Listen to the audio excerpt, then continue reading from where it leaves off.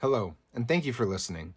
My name is Fisher Derderian, and I serve as the Executive Director of the Roger Scruton Legacy Foundation. We hosted this panel, The New Art Patronage, because one of the most pressing questions in the arts today is also a practical one.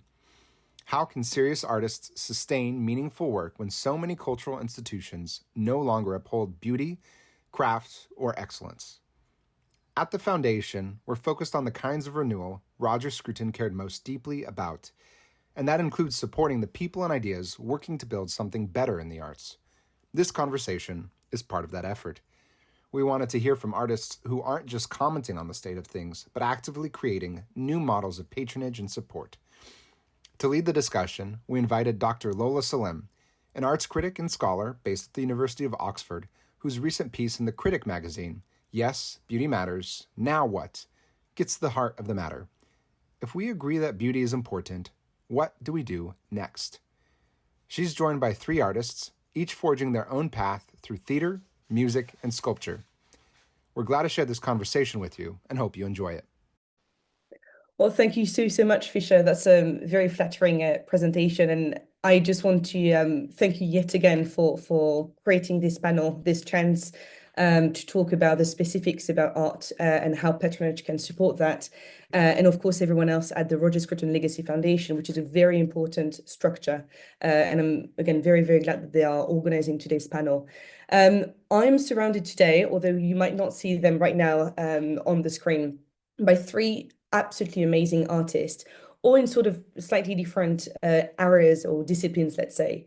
And it's going to be my huge pleasure to moderate what I'm, just like Fisher said, I'm hoping is going to be a very fruitful and an interesting debate. I've been tasked to tell you that at the end of the discussion, which will take around 40 minutes, we are very much welcoming your own questions. So if you want to send them in particular using the chat of the Zoom meeting or any sort of appropriate channel of discussion that perhaps Fisher has already pointed out for you. I'm very much looking forward to reading your questions later and share them with the three panelists. But to start with them, I'm going to very shortly briefly introduce each of them and then just dive right into the discussion. So first we have Clifton Duncan, who is an actor and singer with over 20 years of experience on stage and on screen. He's a graduate of NYU MFA acting program. He has starred on Broadway and across major US theaters. He hosts the very interesting Clifton Duncan podcast, writes state of the arts, and is developing a one-man play on economist Thomas Sowell, which I'm very much looking forward to see. Next, we have Samuel Andreyev, who is a composer, teacher, and speaker based in Strasbourg, France. With over 35 published works from solo to orchestral, his music is performed and broadcast internationally. And finally, we have Fen de Villiers, who is a British sculptor trained in Antwerp. Fen is rooted in early modernist ideas, and his work blends energy, tradition, and form. Through private commissions, Fen is pioneering sustainable ways for sculptors to pursue serious, enduring art. With no further ado, I offer the, I think, big question, but probably necessary question for us today, which is how should we define or redefine patronage? It's perhaps a very trendy term. I might be personally guilty for pushing for it to be trendy again through articles or whatever, but I think it might be important that we start there to understand how perhaps a new form of patronage or new forms of funding might be interesting to explore. So who wants to perhaps start first and tell us what they think is patronage, how we can perhaps differentiate it from philanthropy, and if patronage is a variety of things, how are the different actors active through it and supporting sustainably artists? Well, I guess I can jump in there. Thank you. I mean, when I hear the word patronage, I think of some sort of wealthy benefactor, but I can personally attest, and I think today, the advent of crowdfunding has sort of decentralized and changed what that could mean. And what's wonderful about it is that an individual can put out their own work. And you see comedians and musicians and illustrators and more already doing this. But, someone could be a patron for $5, or they could be a patron for $5,000, depending on, maybe you have a Patreon account or you run a crowdfunder. and raise the money that way. So I think the idea of what a patron is has really shifted and changed in a way that is really beneficial, not just to artists, but to the regular person who they may not have, $10,000 or $30,000 or whatever to donate to some institution. They can say, hey, I like this guy, and I like what they do, what they stand for. Here's $5, here's $10, or I've had people who, they might be a retiree on a fixed budget, and they're able to say, I don't have much, but I mean, it's very moving, actually. I don't have much, but here's $10 toward your Substack or your Patreon. I don't know how much it matters, but I mean, it matters a great deal. It's a thought that matters. So the advent of crowdfunding, I think, has really sort of revolutionized what patronage can be and what it can mean. And it's allowed artists to procure their own patrons, as well as allowed those patrons, so to speak, to encompass a much wider variety of people. Yeah, very much so. And it's no wonder that one of the very early crowdfunding websites is actually called Patrons, with obviously people becoming their own little patrons. Does anyone else want to continue? I had in mind also the idea that very recently the Wigmore Hall, that concert hall in London in London, I think, yes, has refused money from the Art Council, so refusing public money because it came with a string attached that were to implement policies, especially, leaning towards equality, diversity, and inclusivity that they disagreed with, and instead decided to rely on a variety of individual patrons who all together created a very, very considerable amount of money, and therefore a sustainable fund for them to continue doing the work that they wanted to do with excellence in mind. So definitely we have this idea of patrons is related to one person in general, but also a variety of people, either through crowdfunding or any sort of other channel, is also considered like patronage. I don't know if Fen or Samuel wanted to jump in at this point.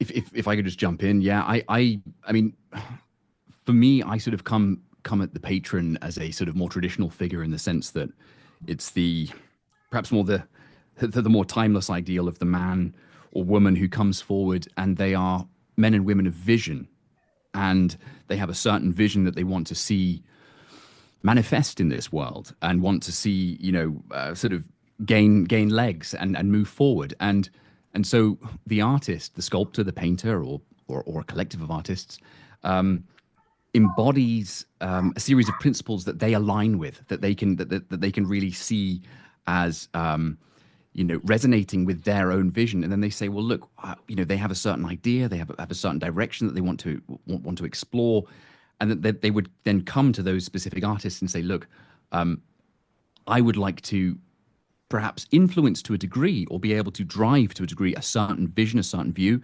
and realize a great project, a grand project. As an example, myself, who has worked on monumental commissions of significant size and whatever, it's usually working alongside a singular patron, or perhaps a couple of people who say, look, we want to see how this principle or this archetype or this series of forms and shapes or work or figures or whatever could come together and champion or celebrate something that we hold dear to us. So it's a sort of a spirit that it becomes then something of a spiritual endeavor for the patron and the artist to engage in, and then be able to propel this work forward. And so that's how I've always thought about the patron in that sense. Of course, it's a traditional and perhaps older version. I actually think, indeed, the sort of crowdfunding aspect is quite revolutionary, and I think there's some incredible work that can be done there, indeed. So I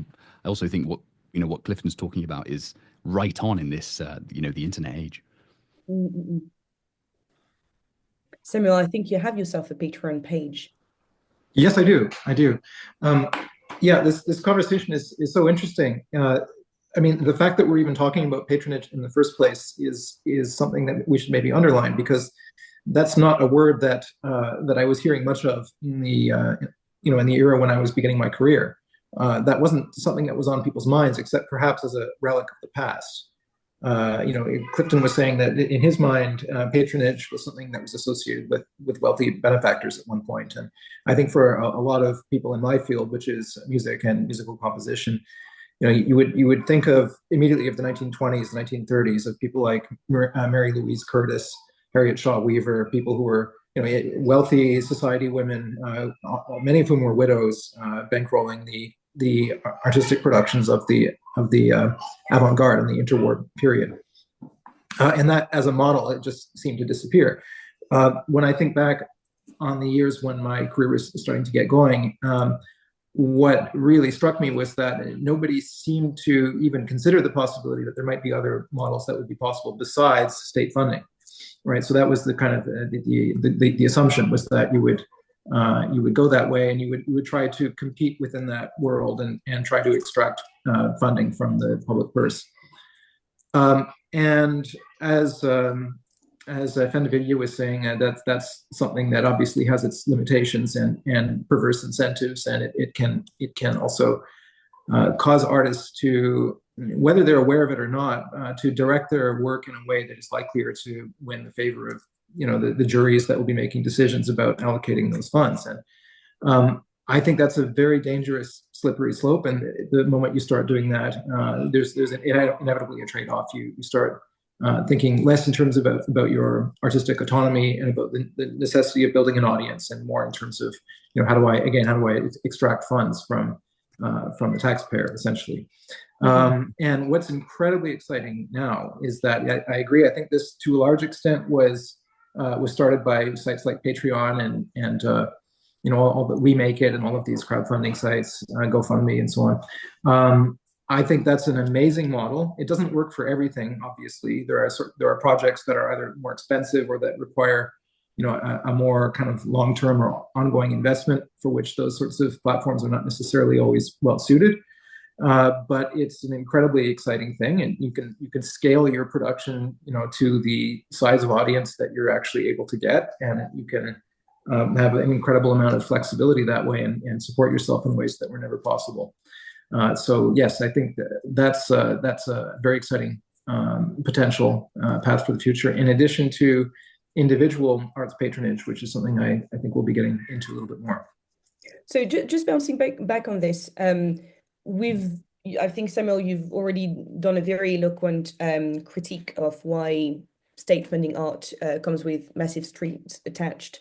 Is there absolutely no hope, do you think? I mean, you, Samuel, and everyone else, in public funds helping the arts, for example, at least at the state of education, for example, is patronage something that could also explore hybrid forms of funds from private and public? I just want to pick your brains about what you think the future of patronage can be, in obviously an ecosystem that I'm sure will be diverse and complex. But what in your mind can be, if at all, the space for public funds to help our artists create and develop?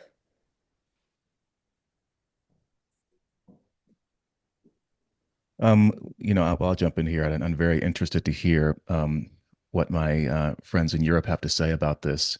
There's some debate right now about arts funding with our current president's takeover of the Kennedy Center, which is sort of a jewel in our cultural, our jewel of the culture in terms of what it means for art and artists. And my reflex is to push back against the idea of state subsidies for the arts, and primarily it's because I think it depends on what administration is in charge of dispersing those funds, and will the artists be sort of slave to the whatever ideological whims of that institution might be. And then here in America, I think, especially right now, it's sort of a hard sell, because would taxpayers be into the idea that their money, i.e., their labor, is going into supporting arts that they may or may not agree with, But at the same time, I have a friend named Emilio Pons, who's an opera singer, who's very, very very bullish on the idea. Or is it bullish or bearish? I don't know these terms.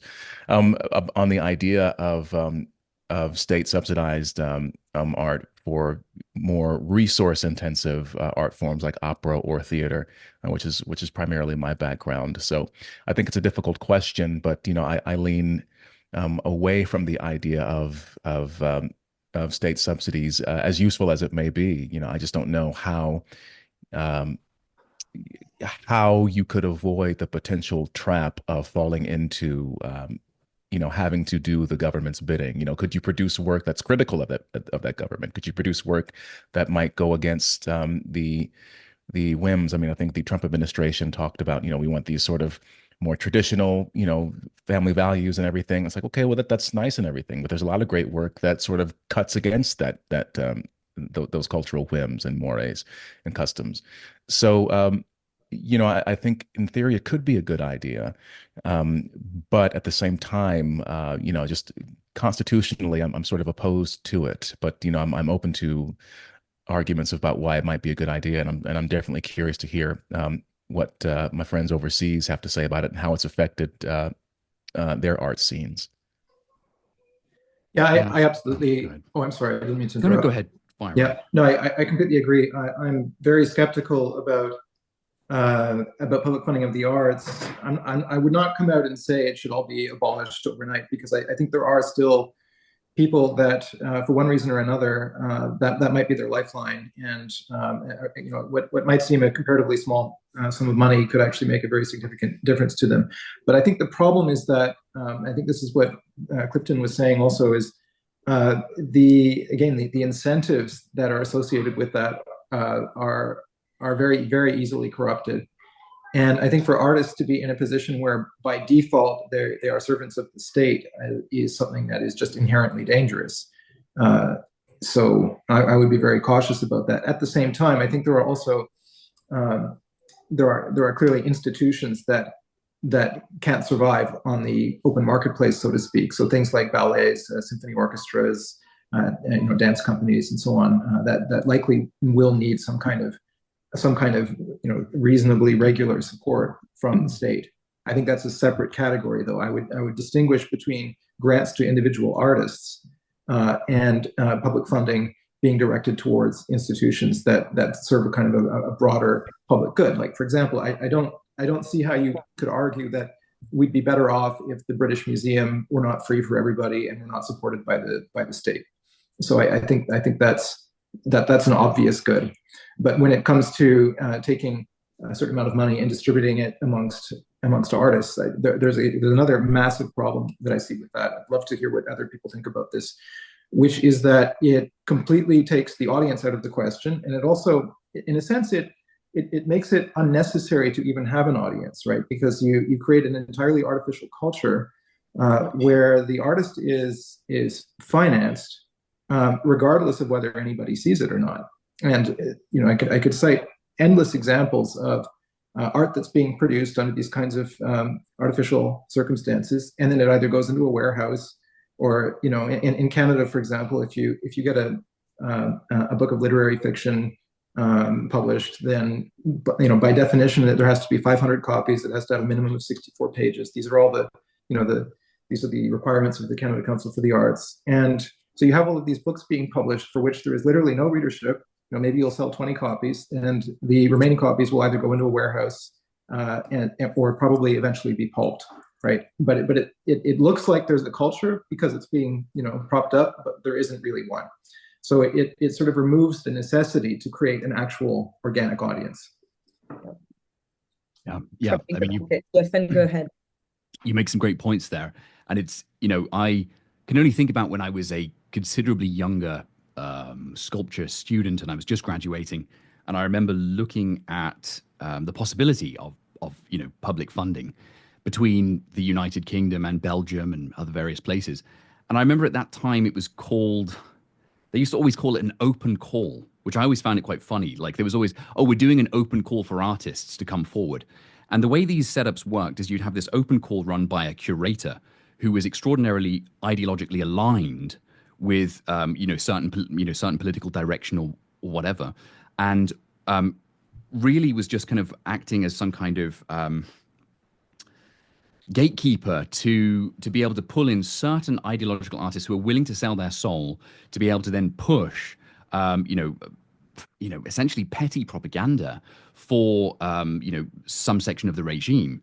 And I sort of applied to these things um, kind of a little bit naively, thinking, oh, maybe this will happen, maybe that'll happen. And, there was quite large selection groups. They've taken 25, 30, 40, 50 different artists for, these group shows, these open calls about, and I thought, well, maybe this is about sculpture. Maybe this is actually showing that, it sounds great. Perhaps it's a sort of a salon type thing with painters and sculptors coming together.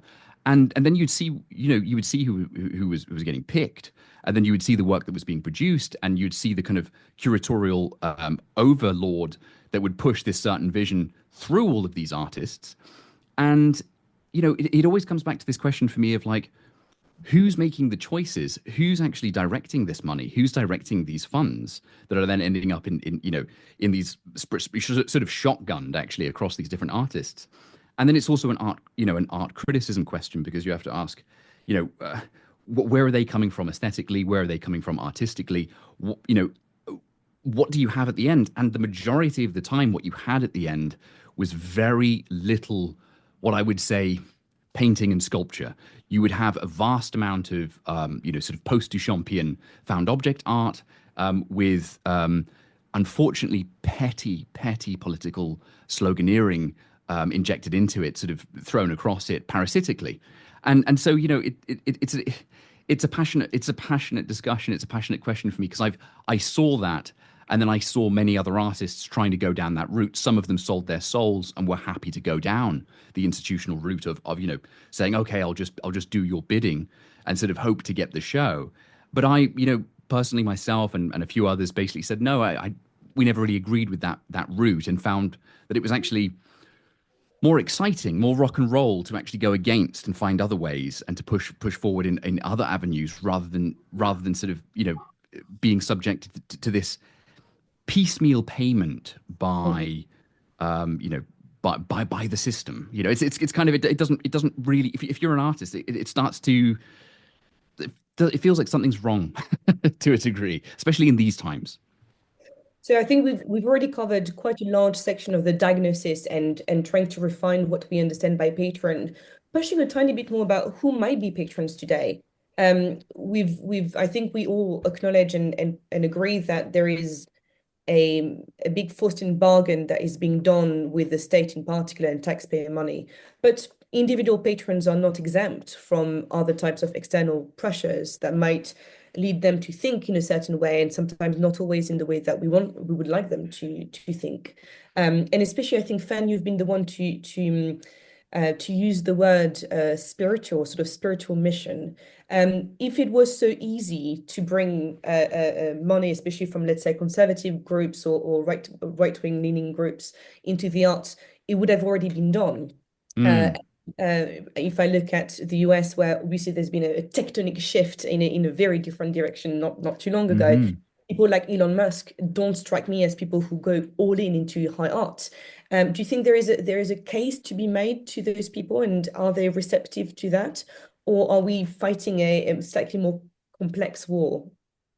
I actually would say watch this space, because I think going forward we're going to see a lot more people within the tech world, and within the within that sort of Faustian pioneering technological Western system, shall we say, that was in San Francisco and has now kind of shotgunned out across America. These people have a different vision. They have a different vision for how things could move forward.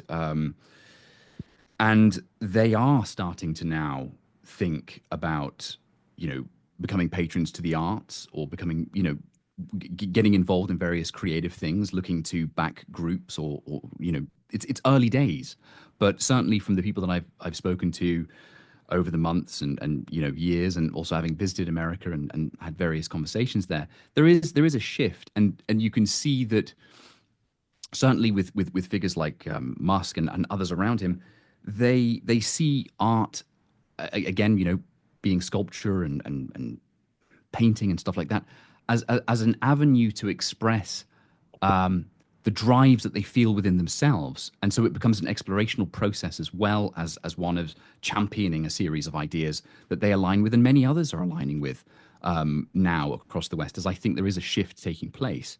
And, people are sort of coming round to like, yeah, we need more spirited art. We need more powerful art that celebrates that sort of Faustian spirit of going on and pushing forward and getting over this sort of malaise and this point of stagnation that I think many people have felt quite deeply, even if they couldn't put words to it.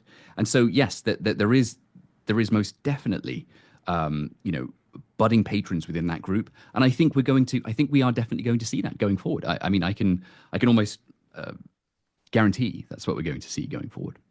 Mm-hmm. Is that shared by the rest of the panel?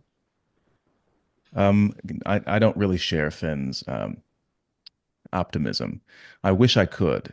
One of my frustrations here in the United States is that there's a general sort of apathy toward the art and toward the arts in general. And intellectuals like Camille Paglia have talked about this for decades, where if we want to confine the conversation to, more right-leaning people or to conservatives, there is this dearth of interest and investment, not a dearth of appreciation. There are plenty of people who appreciate the arts, but are they willing to invest in new institutions or in parallel institutions, competitive institutions? Are they willing, our discussion about crowdfunding aside, are they willing to, patronize the people that they support? And I find that there's a much bigger drive in this space to, make your podcast look like a feature film rather than to create new feature films. There's more of a drive to become a podcaster yourself, and complain about the degradation of the culture, deterioration of culture, rather than to invest in creating new culture. And it's funny, I've been talking to friends about, how can we get people like a Peter Thiel or an Elon Musk or whatever on board with subsidizing, perhaps, or new work, investing in new studios. There are people, I criticize podcasts, but, people like Theo Vaughn. He's creating his own work in a really interesting way. There's a man named Eric July who ran a really successful crowdfunding campaign, created his own comic book publishing outfit. He's run crowdfunds for millions of dollars. Brandon Sanderson, the fantasy novelist, has created an entire empire with his novels, his fantasy novels, which is really interesting. So, it's not that there is.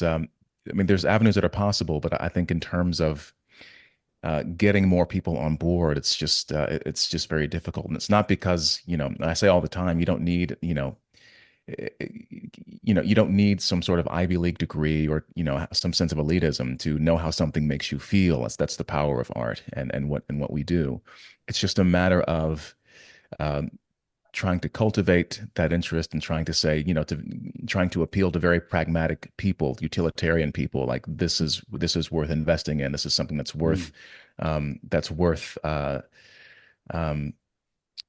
giving your money to, even if the return on investment doesn't seem to be immediate in the short term, at least in the long term. I think there is that spiritual component to it, the cultural component.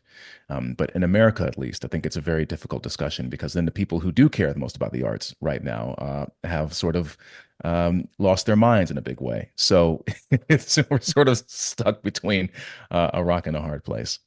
There might be, by the way, an argument to say that if it might happen, the left changes, recons with its own past mistakes, and sort of unleashes its potential, the creative justice could also come from there, from a lot of people who currently are self-censoring and who could otherwise be much more active on the art market and be much more transgressive with things like that. I have to say, I share very much Clifton slightly more cautious approach, let's say, although I'm delighted to hear you, Fen, about the avenues of possibilities which seem to be almost. I think it's possible. Yes, it is possible, and I do want to believe that. And I think, Clifton, you've pushed us in that direction of talking about the language that needs to be used, perhaps slightly different to convince people. Obviously, when you're doing fundraising, if you have to convince at length, sometimes that something is good, you might already be in a difficult position. The thing needs to speak for itself. But if you do have to translate into a neo tech language, does that mean that we need to perhaps use slightly more venture capitalism to talk about the art? Is that so much of a bad thing, or is that directly making us fall into the Philistine area, basically, of all of this? And I think connected to this is perhaps a slightly more overarching question, which is the language of, we were talking about spirituality, but also beauty, excellence, even transcendence, still a viable criteria for those potential patrons? Or again, does it have to be slightly changed, transformed, or translated? I don't know. Well, Yeah. so there is a major distinction to be made, I think, between North America and Europe, which is that the popular arts, the commercial arts, and the entertainment industry is so massively successful on a global scale, coming from the United States, that for many people, that is their primary way of interfacing with culture, right? So if you talk about the arts, they'll instinctively think about movies, for example. And this is somewhat reductive, obviously, but I think to a large extent, there's just this massively popular commercial arts sector in the U.S. And so I think people in the tech sector, like Elon Musk, for example, are likelier. I don't know him personally, obviously, but I think they would be likelier to be more interested in that than in the fine arts. There's this idea that the fine arts is this kind of relic, or it's not particularly relevant necessarily, you know. And I had a conversation with a Radio France producer last year who lived in New York for about 10 years teaching there, and he told me that one of the big difficulties he encountered was that the popular music scene in the U.S. is so extraordinary. It's so impressive, and it's so popular, and it transcends all levels of the culture of the society, that making an argument in favor of a much more esoteric art form that demands much more care and attention is much more expensive, or can be much more expensive, and tends to reach an infinitesimally tinier segment of the population, is a difficult argument to make. In Europe, you don't have to make that argument so much. There's a kind of general sense that the arts have a certain intrinsic value, the fine arts. And there's also the fact that a country like France, for example, just does not have a robust popular commercial arts world to anything like the same extent as the United States. So there's not that same level of competition, right? So a contemporary composer in France doesn't have to worry about being edged out by, you know, the French pop music is not, you know, it's not so amazing, generally speaking. So sorry, Lola.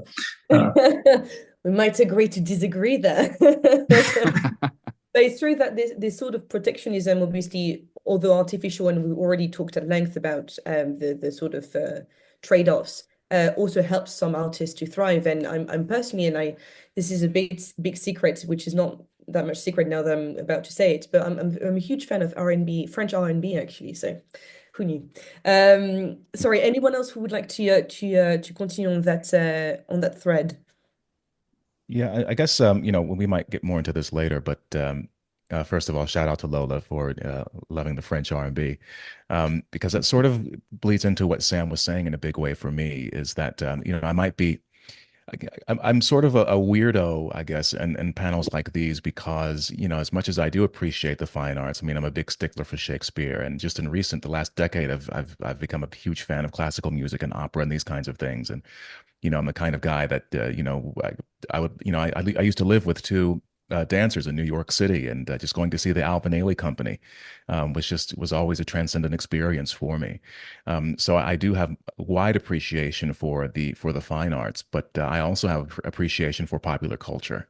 And I think where a lot of these kinds of discussions can get stuck, you know, maybe the Scrutonian, to borrow Fisher's terminology, can get stuck is in these ideas that almost come off as treacly sometimes, if I'm being honest. But it's, you know, of beauty and transcendence. And I think to myself, well, you know, Popular culture, has its own sort of beauty. If I listen to jazz or to R&B, I mean, Marvin Gaye's What's Going On has wonderful moments of beauty. There's a great song, I believe it's called Flying High, and the song is about him and his drug addiction and the pain of going through that. But the oral experience of listening to the song is just it's exquisite in the way that it's done and the way that he uses music to express this pain, a very painful experience. I talk about the film Vertigo, Hitchcock film Vertigo. It's a very beautiful film that is that has extremely dark undertones to it.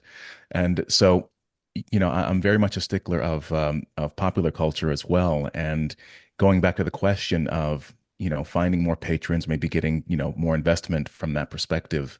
It's at least in the United States, it doesn't always have to be about ballet and the theater and symphony orchestra. Although it doesn't really help what Sam was saying in terms of it's much more difficult to get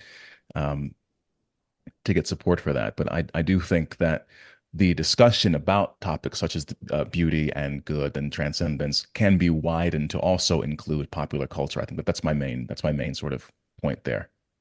No, I think that's absolutely spot on, and probably high art and low art, by the way, have always been in dialogue with one another.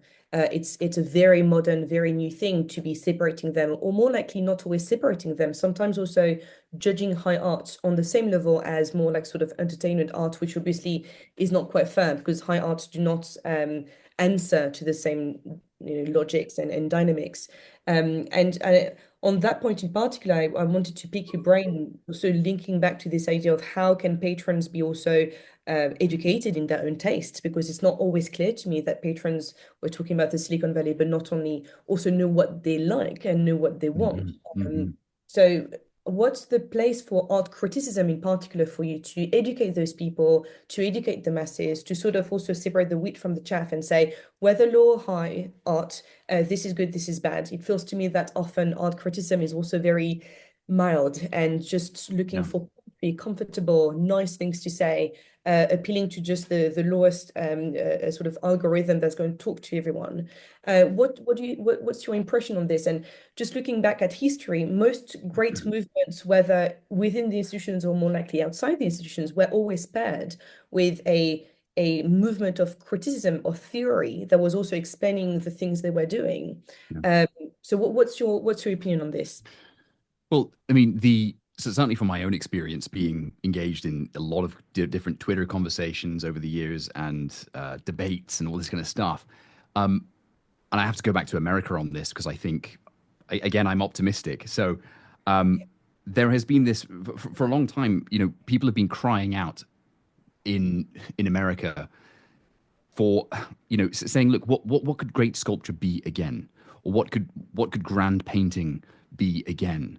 If we were to go into a museum, or we were to go to a salon, or if you were to go to a place where you enjoy art, either outside or inside, what could be revived and reimagined and thrown forward again?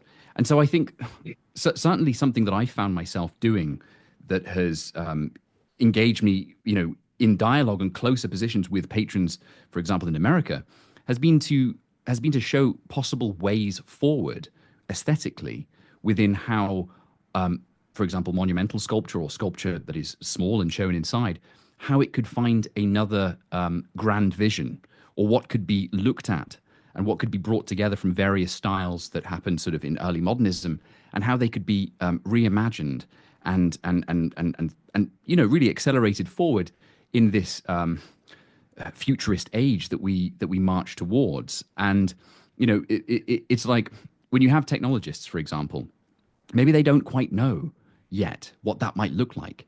But if you present a vision, a clear vision, a spirited vision of how you could have a revival of American Art Deco that is, extraordinarily vital and powerful, that just blasts away the last, 50, 60 years of the post-Duchampian era within sculpture and the arts, and brings something that is, again, solid, that commands space, that grabs space, and champions something greater. and you can show that vision. This is where the artist has to then show the vision, and then people step forward and they go, "Ah, yes, that could indeed be a way." And then you have this break. You have this, it then becomes exciting to back another vision, because they know that by backing this other vision is how every art movement started. If you look at the French Impressionists and the break from the academies, if you look at the Vienna Secessionists and their break from the status quo, it becomes an exciting thing to back and get behind. But it's for the artist to show the vision, the sort of the way forward, and then from there, of course, momentum can be gathered. I think a lot of people in the tech world, for example, have been somewhat sort of inspired and convulsed and brought into really thinking how could an art of grand stature, for example, inhabit this new world that we're going into of robotics and rocket technology and everything else that brings. I mean, if you look at, for example, Elon Musk. I mean, it's just a plain example to use here, but it's curious that his next autonomous cars are inspired by Art Deco. And it's curious that over the years, you've seen more and more of this drive for Art Deco, but people asking, what could Art Deco be revived as again? Now, that will take aesthetic research and development. That will take artists engaged in that process. And what better a time to back that fresh vision and that new approach to finding that? So that's all I would say on that. Oh, very good. Thank you, Fen. I unless someone else wanted to step in, I'm also been reminded that for the audience who is watching this very interesting debate, if you want to already think or type in your answers into the chat that will be shared with me, please do so before the end of this discussion so that we can already sort of triage some of your amazing thoughts. I hear what you say, Fen, but again, this idea of like the car for me is craft, and there is nothing wrong in craft, quite the opposite. No. How do we make that step? What's the language that we need to show, to use, to employ in order to bring the same, and I completely agree with your reasoning here, this idea of creating a vision and making people want to back that movement, that goes from the craft into other types of art, other forms of art. And we started this whole discussion agreeing on the idea that there are different types of art, and also some types of funding do not answer the needs for specific forms of creations. So how can one persuade someone like Musk, for example, who is so very obviously interested in aesthetics in his art, to say, okay, this is wonderful, and obviously, we want more of that, but how can we bring this onto the level of high art? Is there a trick here? Is there something that we're not seeing right now? Again, we have to look. I mean, not even that long ago through history of how certain movements and groups started in the past. It usually we pivoted around a house, around a building or a place in which a series of artists would come together and be engaged in aesthetic research and development. And when I say artists, I'm quite broad on that. I mean, I'm talking about poets. I'm talking about people who are indeed involved in theatre, people who are involved in painting, sculpture. All of it spreads across because it's all can cross-pollinate. And so you have to be engaged in this process of aesthetic research and development. And that requires obviously a location for this stuff to be engaged in. It can't just simply be, people hundreds or thousands of miles apart on Twitter talking about it, although you can get so far, but you can't, it's that electricity and that lived experience between the artists and the creatives having shows and having exhibitions and then engaging with an audience who then comes to those events or those exhibitions or those salons. Who you need to have a place that will provide a showing of these sorts of things. And then of course patrons begin to, and historically have begin to to sort of gravitate to these things and get involved in that process and see potential and say, oh yeah, this vision, it's very young, I'd love to back that. And then I would be able to say that I've brought this group or this movement forward, but I've also accelerated an aesthetic that resonates deeply with me. And so that's how I sort of synthesize or think about this going forward. Yeah, And so, I go ahead. completely agree. I think that those kinds of group actions are necessary and indispensable moving forward. I think that's something that was really absent from the more kind of institutional, public funded music world for a long time. There was a sense that every artist was kind of in it for themselves and trying to maneuver themselves into a position where they could continue to get commissions and so on. So no, absolutely. I think when artists can put on shows together, can start collectives, can organize salons on whatever level. It could be 5 people, it could be very small, but then you have the chance of something larger happening that transcends your own personal career ambitions, and that is extremely powerful. And now, of course, we have tools that are just like science fiction, basically, where pretty much anybody can publish their work instantaneously to the global audience. So there are really no excuses because the things that are possible now are just mind-boggling to contemplate.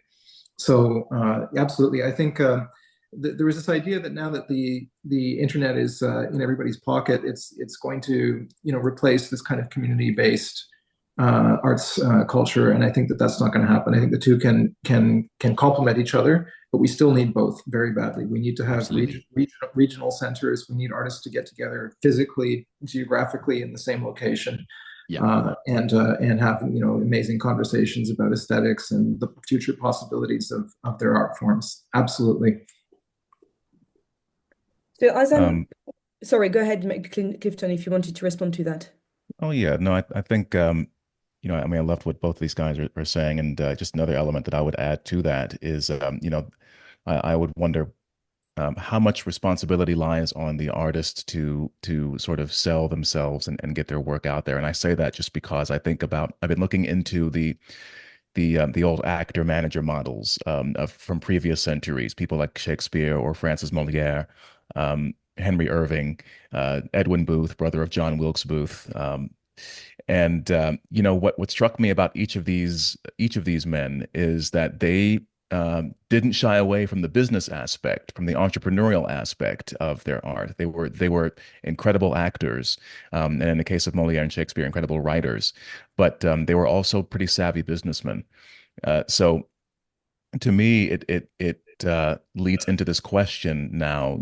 Given what we have today in terms of new economic models, and as Sam was touching on, the ability to distribute our work and reach, really your audience can be the rest of the world if you really want it to be.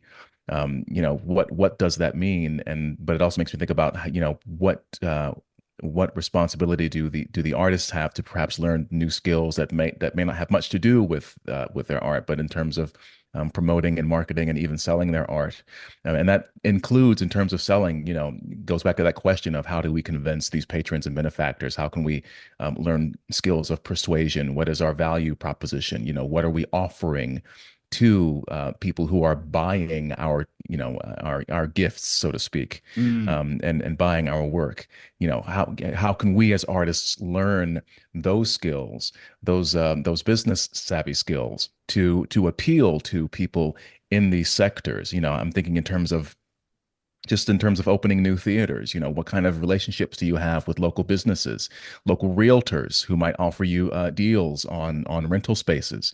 Are there local socialites or people within that community that might want to burnish their social profiles with investing in the hot new theater in town? I mean, there's a place called Pittsfield, Massachusetts, here in the United States in the Berkshires, which the name could not be more fitting to how to the town itself. But there's one theater, the Barrington Theater Company, which has sort of revitalized this area of Pittsfield, and all these new restaurants are there, and there's like a sort of strip now in this one random sort of spot in Massachusetts. And part of the reason is that there's a pretty high quality regional theater, small theater in that town. So there's different ways that you can present, your value proposition of, you can revitalize this area. You can provide new jobs to local seamstresses and painters and carpenters, who are building sets, and there's more business for the local restaurants and souvenir shops and things of that nature. So, again, how are you, thinking about it from a business perspective, what responsibility do we as artists have in terms of, I guess, presenting what value we have outside of just our immense and insane and deep talent. So that was the only sort of thing that I had to add to all of that. Well, Sorry, I completely Yes. agree. I think this is such an important point, because if you are endeavoring to be an artist and to potentially make a living from that, then you are de facto running a small business. That's just the reality, right? And a lot of artists are allergic to thinking in those terms, but it's true. And so if you are running a small business and you completely suck at marketing and communication, and you have no ability to communicate to others what might be compelling about what you're producing, then good luck to you. But I mean, it's like those are not skills that you can casually do away with. So yes, absolutely, this is difficult for a lot of artists, because many of them tend to be more introverted. They tend to be sometimes less verbally fluent or less communicative about the work that they're doing. Yeah. But I think that this is a necessary skill, certainly. And the idea that you could be somehow sheltered from that, that you could be sort of sheltered from the insidious effects of the marketplace, and I think that's in itself a dangerous delusion. So, but fortunately, there are endless opportunities for artists to do this now, much more than has ever been the case in the past. I'm so happy, Clifton, that you've spent some time discussing this, because I think this is so important. And when I personally wrote about this, exactly agreeing with you, I've been called by some to be a Philistine, but I think this is absolutely spot on. And there's a nice transition towards my very last question, at least for now. And I see that I've been sent a lot of very, very interesting questions that I want to jump in a minute. So I propose, because we don't have that much time left, that when we answering questions, we try to keep it as concise as possible. So starting with mine, very selfishly, we've already started to touch upon this idea of what could the artist do. And so I just want to ask all three of you, if today as an artist, what are the things you'd like to say to other artists to perhaps market yourself, or try to reach out in a very specific way that you feel by through experience is fruitful, useful, and can really help you to do sustainable and beautiful art? And vice versa, if you were a patron today and you had, I don't know, a six-figure number to invest into something, where would you start? And this is a very difficult and biased question, because all three of you are obviously artists, and I understand the urge of funding yourselves. But if you can think beyond that and sort of look at something outside your own personal realm of art and creation, where would you put your own chips and money? So I don't know who want to start. Fen, perhaps. Well, I mean, of course, obviously, it's difficult, because there's always a bias to this as a sculptor, as an artist. But if you had a certain amount of cash, it would be putting it obviously towards, as I mentioned before, this idea of the breakaway group, the breakaway art center, the breakaway, as Clifton was talking about, the theater or art house, because that's the crucible. That's really where the magic happens in many respects. And artists hunger for the ability to have a place in which they can work, in which they can go to and exchange ideas and work. As I said, in this aesthetic research and development, there's a lot of artists on the outside now who have visions of something else that could come about. And I have to refer back to, of course, again, the French Impressionists, of course, and the groups that over the years have broken away from the status quo and forged something else. So if there was a possibility, I'd say, wow, you could look to try and put some money into an art center, an art house, an art group, and fund a series of exhibitions, or just say 2 or 3 exhibitions, and have some vision there, and then encourage the artists to show something that is going beyond this current position, beyond this stagnant, malaise, so we can see something else, and that might be more spirited. And that would be really my focus, because there's a number, there are artists there. As I have to immediately think of the small art collective in England run by Matthew Mackenzie, who has brought together a group of painters and sculptors and different artists who were able to do just a simple show, a simple exhibition in London called The Exhibition, And it brought together just a series of people, and the conversations that came out of that, and the ideas and the art, that was shown there, and that came out of that. It was a very humble thing, but it's gone on, and it's unfolded farther. And those sorts of things will continue to move forward on the outside of the current captured position to deliver another vision, as we've always done. Thank you so much, Fen. Samuel, do you want to continue with your answers? Yeah, I would, if I were given a six-figure sum to spend on supporting the arts and sort of helping to revitalize things, I would probably rent a storefront in a downtown storefront in a city, and try to create a local scene, and just get lots of crazy young people together who are extremely interesting, who are thinking differently, and who are not interested in the in the sort of institutional art world, and just and organize events, just have like fun parties and soirees and openings and concerts, and have it be like in a really cool area of a downtown in a big city. That would be so much fun to do, and you can't underestimate the impact that something like that can have. Absolutely. There were spaces like that in Toronto when I was growing up. They weren't very long lived. Some of these places were basically pop-ups. They would be there for 6 months or something. But that's the kind of thing you remember for the rest of your life. And you meet people at these things, and there are events that you won't get anywhere else. And that would be so much fun to do. Excellent. At the opera in the 17th century, at least in France, but I'm sure elsewhere too, you would have what's called capitation, where people would sing the best tunes one by one. And obviously this is a way, as Clifton has said already so eloquently, to showcase your skills, your talents, but also in the backstage to talk to potential donors, etc., with a variety of talents on stage in one evening to showcase what's available. Clifton, to finish, and may I remind you to remain very, very concise, because we have about 10-ish minutes, and there are amazing questions that I want to submit to all three of you. Sure. I would start a podcast to make it look like a feature film if I had that money. Otherwise, I would just copy Sam's idea. Excellent. Couldn't agree for more concision. So one first question that I was sent, sorry, yes, here it is on crowdfunding. Earlier in this conversation, one spectator says, we talked more about crowdfunding and the conversation was largely complimentary.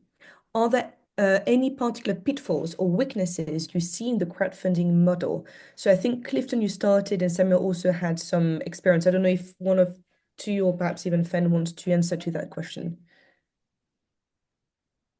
Well, I guess there's a risk in the crowdfunding model, and that the promise may not be delivered on. It takes an industrious and disciplined person to pull these things off, and they're paying for something that does not exist yet, and so there's a lot of sort of hope and faith involved, and that creates a unique pressure on the creator. Speaking personally, you want to make sure that what is going on, or that what you're creating lives up to, let alone your own expectations, but to the people that believe in you and have invested in you. So it can create a unique form of pressure, and I kind of want to say audience capture in a way, but I think that those are the big risks. But I do think that the pros and the potential far outweigh the negatives. It's just a matter of, are you going to be able to deliver on your promises, and can you do it in a timely fashion so people don't forget about it, and give the people what they paid for. As far as as I'm concerned, I mean, I'm a year behind on my project, so I have to own up to that. But people have been very generous and kind and say, just don't take forever, but we'll give you time just as long as it's good, and we're following your vision. So I think transparency in the progress too, also in the process, also helps as well. But that's my 2 cents on that. Excellent.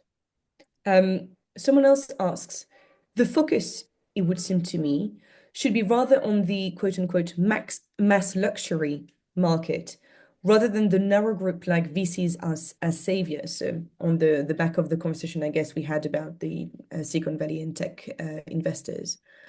While Europeans want the old masters, it is not clear that there is a more healthy patronage system for excellence in the arts in Europe. I might disagree, but I can't think of fine arts that are owned by the general population. The Louvre hoovers up everything very nice from the past. Would it not be better to help the average consumer better understand why we should support patronage of the arts rather than focus on a narrow band of capitalists? So again, perhaps looking at the different ways we've seen patronage right now, whether as purely individuals or just little groups of individuals, or again, this idea of community building and as big an audience as possible. We've talked a bit about this, but if there are any other thoughts on this from either panelist. Perhaps that's also not a question of either this or this. Obviously, that could be also both movements at once. Samuel, did you want to add something perhaps? I'd like to say something that is not directly related to the question, but that is a point I just very briefly like to touch upon. There is a lot of talk about beauty and transcendence in the arts, and I understand the importance of that, obviously, but it is also very reductive. Lola has behind her a reproduction of Les Demoiselles d'Avignon, which is a painting that was virtually universally thought to be hideous and morally objectionable, and sort of the epitome of ugliness in art. It would be a great shame, I think, if beauty were to become a synonym for mere prettiness, which is, I think, something that is unfortunately often the case, right? So many of my favorite works of art are things like the black paintings of Goya, which they're not beautiful, they're horrifying, or Dante's Inferno, the Divine Comedy. These are not exactly beautiful. They have other qualities to them. And I just want to reiterate that point, that it's very necessary, I think, to expand beyond considerations of beauty, which I think is synonymous with pleasant or pretty for many people. And remember that the arts can provide more than that. Yeah, very much agree. Another very long question, but absolutely necessary, from Rosie K. Hi, Rosie. Rosie obviously is a dancer, choreographer, and co-founder of the amazing, amazing movement called Freedom in the Arts. I urge you to go and have a look at it online. She says, Clifton put his finger on it. The people who traditionally support the art in all ways have seemed to have gone mad. We have a very difficult task right now. We are still very much in the cancel culture age. In the arts, even if society has started to move on. I think there are deep issues at the heart of this. What are the arts for, and who can be an artist? Absolutely spot on. Is everyone now an amateur creator, as Art Council England see participation? And why is excellence now elitist? What values and philosophy of art can be the way forward, and how can anyone earn money in that economy? Obviously, long question, but very much necessary. Who wants to perhaps start picking a few threads apart? I think this question is fascinating, and it's definitely something I've spoken about a lot, where you have this idea that everyone is now an artist, everyone is now a creator, and of course funding is kind of shotgunned out to thousands of these artists now, and of course part of the liberal democratic sort of system that we live under is that there's this idea that the sort of noble thing to be is equal to everyone, and we're sort of all if you're doing, I've seen it within the art academies. It's like, if you're doing things that require a certain amount of mastery of a craft, if you begin to go towards that, it's like, oh no, that's elitist. You shouldn't be doing that. You should be moving away to more instantaneous or easily put together assemblage art or whatever. No, carving stone is considered far too elitist or whatever. And the thing is baked into the cake of these traditions within painting and sculpture is a level of elitism, in the sense of it requires years and years of craft and practice of that craft. And so it's not accessible to just absolutely everyone. But of course, the system, a lot of the funding bodies have had to break down that principle and say, well, look, everyone's an artist now. Everything is art. It's all valid. But that, of course, muddies the entire canvas of the cultural regime, because it can bring down hugely just the quality aspect. As I said earlier, with this whole thing of open calls and seeing these artists 50, 60, 100 of these artists getting exhibitions and doing shows, and you think, but absolutely none of these people actually really made anything or produced anything. And because, again, baked into the arts traditionally has been a level of elite craft to a degree, right? And so it's something that a lot of people get kind of antsy about or slightly squeamish about when you talk about that. But not like my view personally on this, and of course a lot of people hugely disagree with me, but I would never change my mind, is that the arts ultimately, it's a pursuit of people who are ultra dedicated to something, and so you commit everything to that. Not everyone is a sculptor, not everyone is a painter. Yes, you can dabble, you can finger paint. Yes, you can throw a ball of clay around and turn it into a performance, for sure. But you cannot say that it's talking to or within the tradition of actual fine art sculpture or the fine art tradition of painting and stuff like that. We need to move far beyond that. But even to do that today is highly transgressive in, for example, the UK. You wouldn't be able to get away with that. You'd quite quickly get cancelled. I've been cancelled. It's just how it goes. That's the scene. That's the scene we're in, and we have to, obviously, as artists and creatives, break out of that moving forward, and really try and focus on our skills and show the divide. Yeah, absolutely spot on. It's very difficult, and I think a lot of distinctions need to be made. To answer one of Rosie's questions, hi Rosie, how are you, Rosalind? Art is for everyone, and that's my main question to that. And I sort of go back to this idea of pushing for pop culture in a lot of this. I mean, Lola, you touched on how pop culture and the fine arts sort of, inform each other in a way. And I think of myself, I'm sure that, my interest in, say, painting or aesthetics or composition was spawned by my interest as a young boy in comic books and in Calvin and Hobbes. I'm sure that my love of role-playing games, led the way to me being interested in language and Shakespeare and into symphony orchestra and classical music. So, I think in terms of who it could be for, and it could be for everyone, and you never know who you're inspiring. It's all sort of interconnected, societal wise and culture wise. So in terms of, you're not going to be able to get everybody on board with supporting fine arts, and it does have an elitist sort of tinge to it. But if there is a way that these elements of fine arts can work their way into other mediums, we're all going to be the better off for it, even if you can't get everyone into the museums or into the theater or into the concert venue.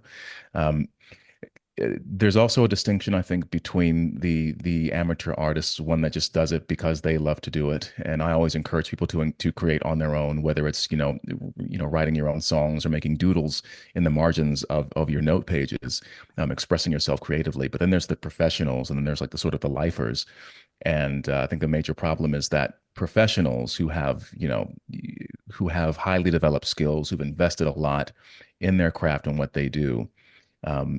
They have very few pathways right now in order to make a fine living off of what they do. If they want to go the institutional path, because as Rosie pointed out and echoed what I said earlier, these institutions are run by people who perhaps don't have the forwarding of their particular medium at the forefront of their mind. They might have more socio-political objectives. So it's I think the major question is, people who are those professionals, those quote unquote serious artists, who don't want to deal with all the ideological BS, what pathways do they have, and how can we support them, and how can they gain their support?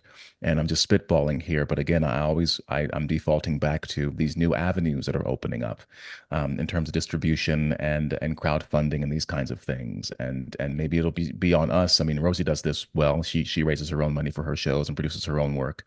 I envy choreographers in being able to do that. How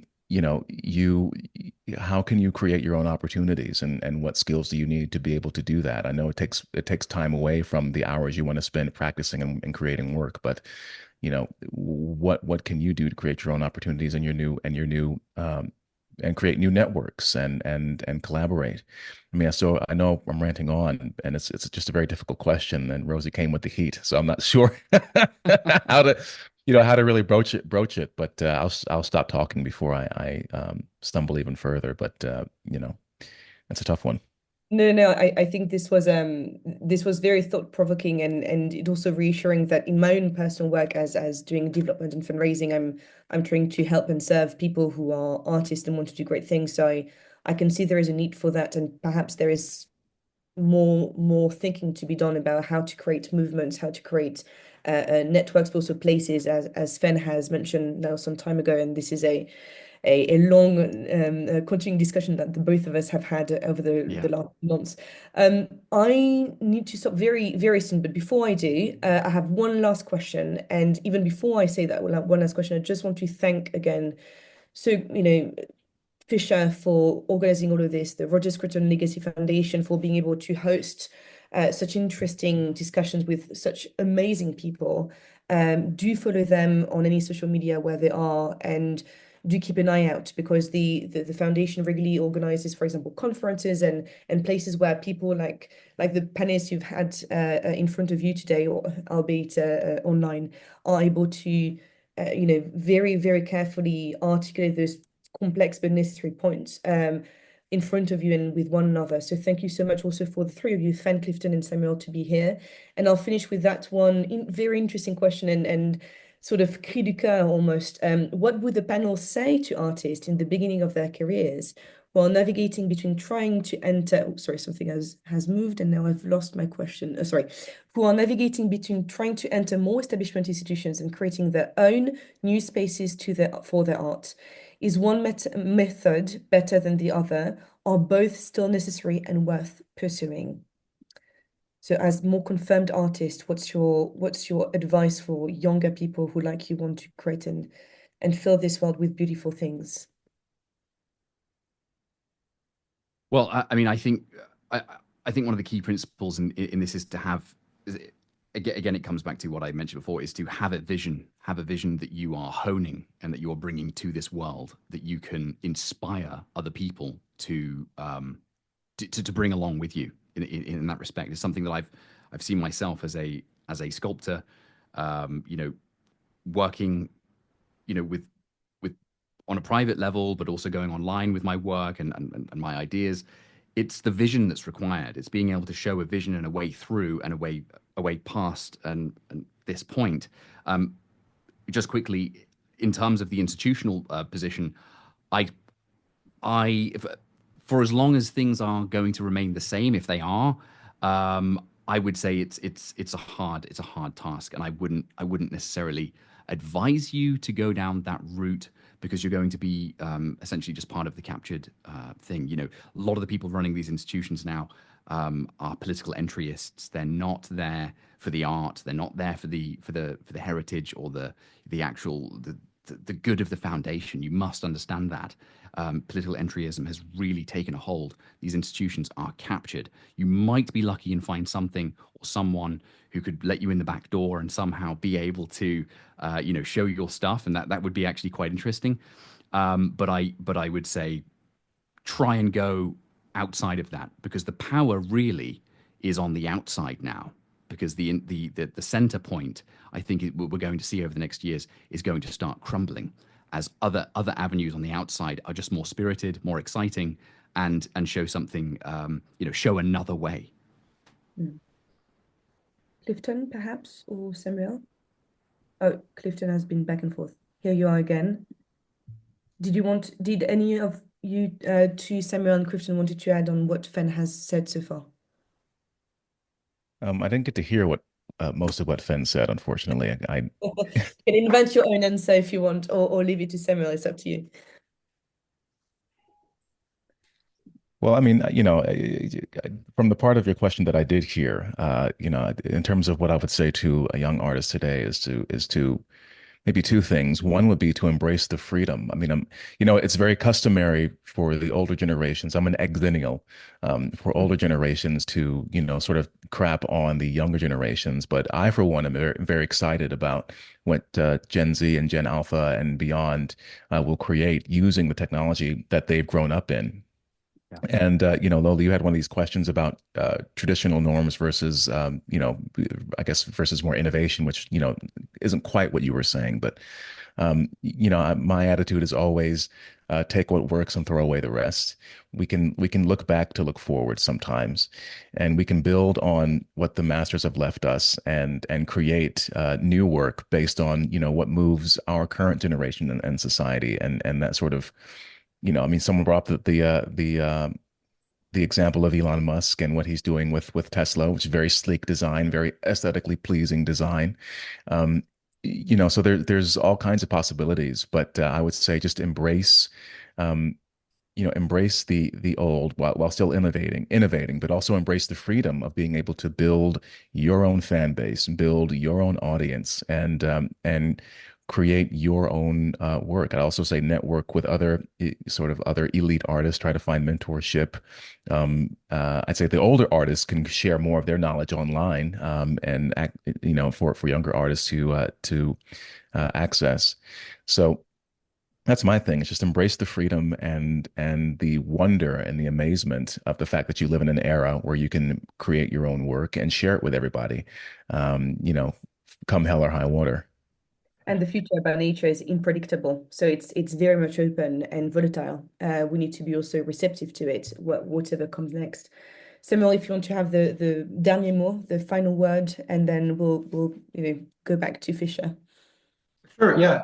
Seek out older artists who can provide encouragement and provide a sense of perspective, and maybe tell you some things that would take a lot longer to learn otherwise. But don't try to duplicate their career strategies, because the world that younger artists are going to be entering is going to be unrecognizable in comparison to even the world that I entered 20 years ago when I began my professional career. It's like the predictive value of anything any of us has done is zero, right? Because the world is just radically transforming, and the arts are radically transforming. I would be extraordinarily excited about what the future may bring, and I would be minimally interested in trying to copy things that worked for successful artists in the past. So I would assume that the career paths that are going to be open to the next generation are going to be something that none of us can even imagine. And what an exciting and hopeful thing that is, So that's what I would say to a young artist. Thank you so much.